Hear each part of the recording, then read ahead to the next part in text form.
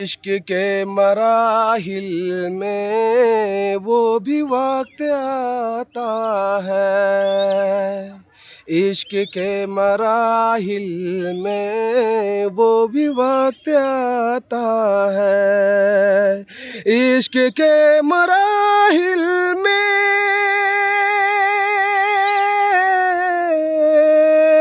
वो भी वक्त आता है।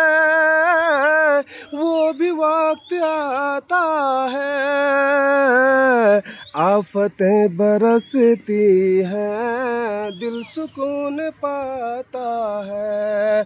अरे आफतें बरसती हैं, दिल सुकून पाता है।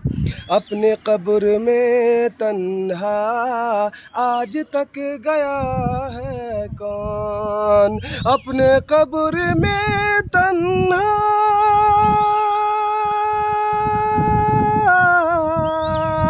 आज तक गया है कौन? आज तक गया है कौन?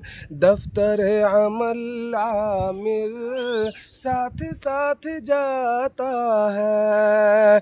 दफ्तर अमल आमिर साथ साथ जाता है।